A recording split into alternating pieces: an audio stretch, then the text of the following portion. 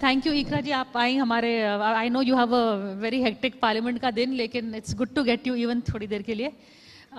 आजकल जो parliament session में जो डिबेट चल रही हैं, आप उनसे खुश हैं? क्योंकि एटलीस्ट डिबेट तो शुरू हो गई है एटलीस्ट।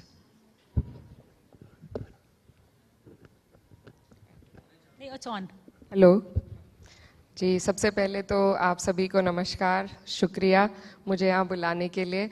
और आपने बहुत अच्छा पहला ही सवाल किया है। पिछला जो सेशन था वो हमारा पूरा वेस्ट रहा, एक तरीके से डिबेट्स नहीं हो पाई।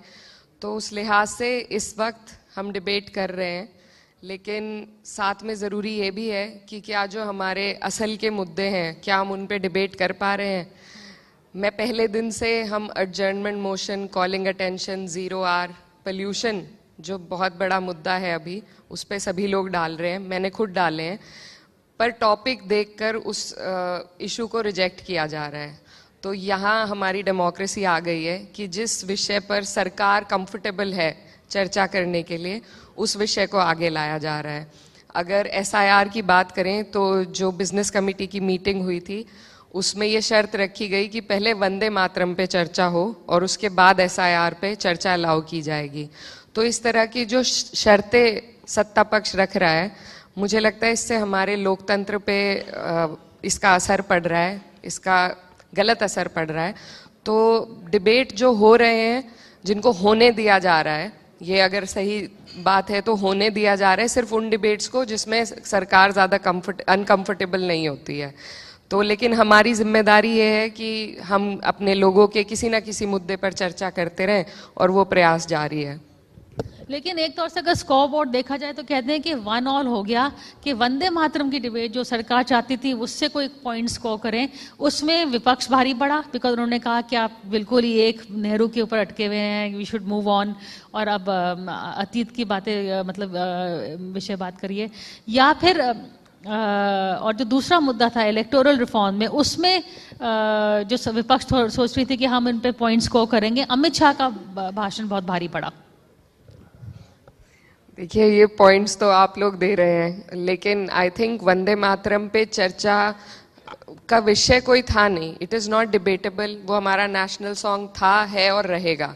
तो एक ऐसे मुद्दे पर राजनीति को गरमाना मेरे ख्याल से सामाजिक सौहार्द के लिए ठीक नहीं है। तो लेकिन सरकार अपनी जो उनकी एक पॉलिटिक्स है उससे बाज नहीं आती, और उसके तहत उन्होंने उसे चलाया, आगे बढ़ाया, और वो बैकफायर किया। SIR की जो बात है, SIR में एक बहुत टेक्निकल चीज़ ये है कि अगर वेरिफिकेशन हो रही है, उसके हम खिलाफ नहीं हैं। अगर सब वोटर रोल जो है उसको डिजिटाइज कर दिया जाए, तो ये हमारी पहले दिन से मांग है कि हर आदमी अपना वोटर ID एक्सेस कर सके ऑनलाइन, और उसे पता चल सके कि उसका वोट है, कौन से बूथ पे है। ये सब अगर डिजिटल हो जाएगा तो उसमें सभी को सहूलियत है। लेकिन जो जहां सरकार की नीयत पे शक होता है कि इतनी जल्दबाजी में क्यों SIR किया जा रहा है। हमारे यहाँ उत्तर प्रदेश में हमारे राष्ट्रीय अध्यक्ष आदरणीय अखिलेश यादव जी ने भी ये पॉइंट कहा, और ये पॉइंट कोई धरातल से जुड़ा नेता ही कह सकता है कि सर्दियों के वक्त इतनी ज़्यादा शादियां थी और सभी लोग इधर उधर अपनी रिश्तेदारियों में गए हुए थे। उस दौरान आपने एक टाइम पीरियड इतना स्ट्रिक्ट रख के, जिसमें कई BLOs की डेथ हुई, तो वो जो स्ट्रिक्टनेस है, वो जो टाइम पीरियड है, वो सवाल, उस पे सवाल खड़े होते हैं। इलेक्टोरल रिफॉर्म होते आए हैं और कोई उन पे मना नहीं कर रहा है, वेरिफिकेशन पे भी किसी को आपत्ति नहीं है। लेकिन जो जल्दबाजी है, ऐसा हमने पहली बार सुना है कि क्लेरिकल काम की जल्दबाजी में कुछ लोगों की जानें जा रही हैं। तो ये बहुत बड़ा सवाल या प्रश्न खड़ा करता है कि इतनी जल्दबाजी क्यों मचाई जा रही है, क्या चीज़ें हैं जिनको जल्दी से ख़त्म किया जा रहा है। तो उस पर हमारा फ़र्ज़ है सवाल करना। और अमित शाह जी ने जिस तरीके से जवाब दिया, मैं समझती हूँ वो हमेशा एक धमकाने का उनका एटीट्यूड रहता है, और लोकतंत्र में उसकी जगह नहीं है। और आज एक और चर्चा शुरू हो गई है कि नरेगा का नाम बदलना, तो उसमें भी आप कह रहे हैं, विपक्ष कह रहे हैं कि आपत्ति जता रहे हैं उसको लेकर, क्या मुद्दा है? मैम, मनरेगा पहले से जो स्कीम चली आ रही है वो एक बहुत अच्छी स्कीम है, और जिसके पक्ष में सभी लोग रहे हैं, विपक्ष और सत्ता पक्ष शुरू से ही। तो ये हमारे ग्रामीण लोगों के रोजगार के लिए बहुत महत्वपूर्ण स्कीम है। आज उसी स्कीम का कुछ उसमें बदलाव नहीं कर रहे हैं, सिर्फ उस स्कीम का नाम बदला जा रहा है। और नाम बदलने की जो प्रक्रिया है उसमें हमारा टैक्स पेयर्स का बहुत पैसा खर्च होता है। उतने पैसे को खर्च करने की क्या आवश्यकता है?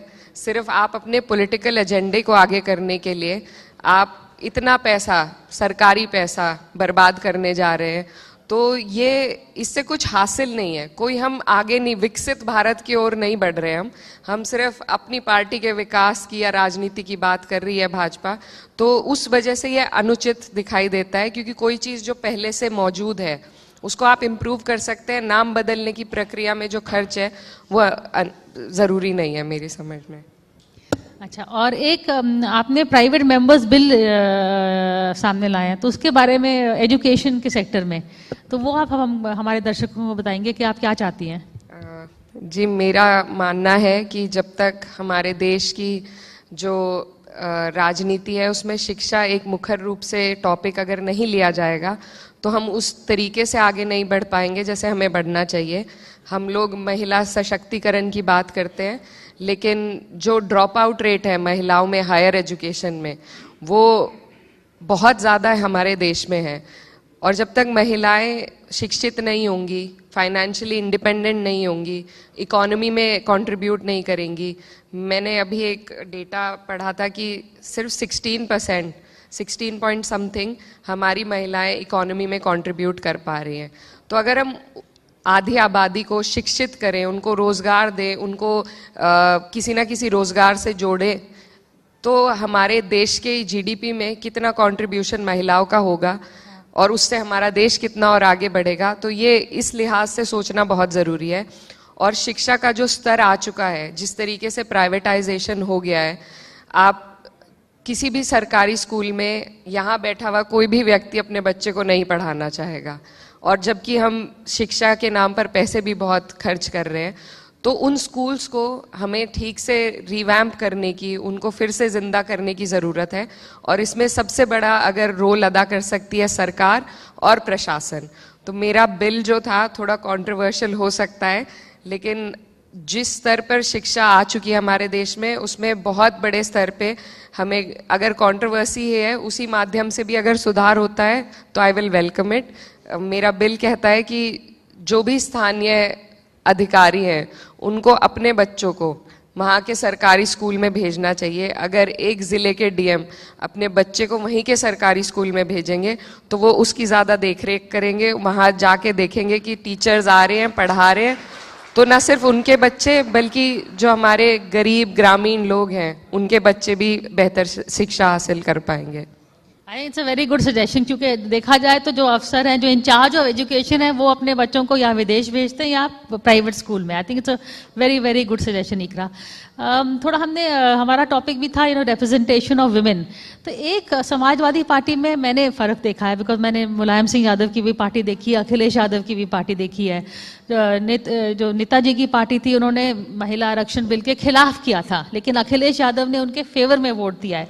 तो ये आपको लगता है कि ये थोड़ा प्रोग्रेसिव रोड में ले जा रहे हैं अखिलेश और डिम्पल यादव समाजवादी पार्टी को?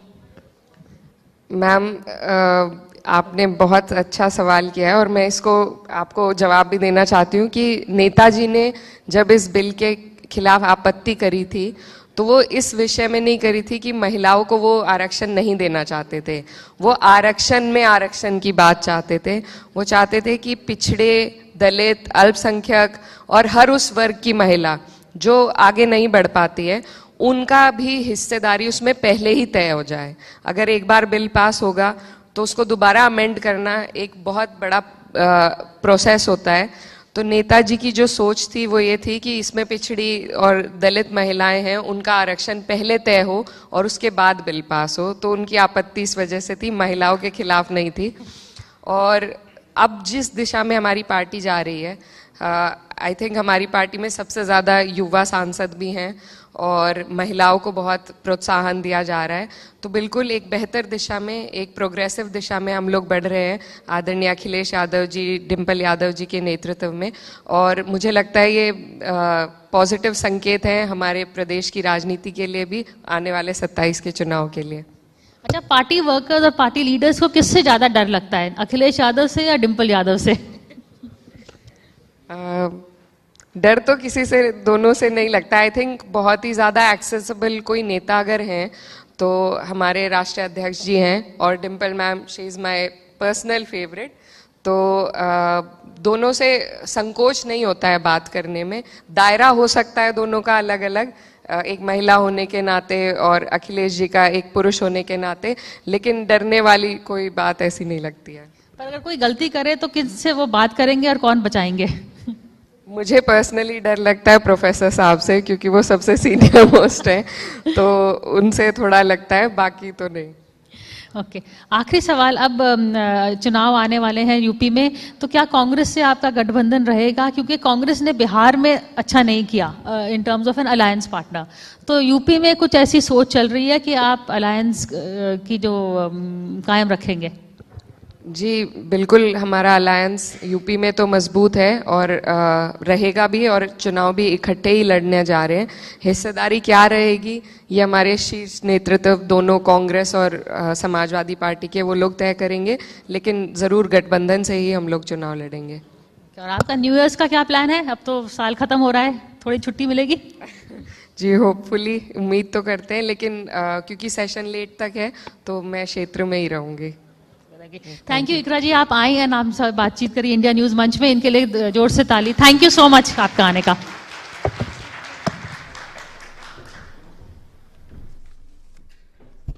बहुत शुक्रिया इकरा हसन जी, अपना समय देने के लिए और बेबाकी से महिलाओं के हक को लेकर बात करने के लिए। और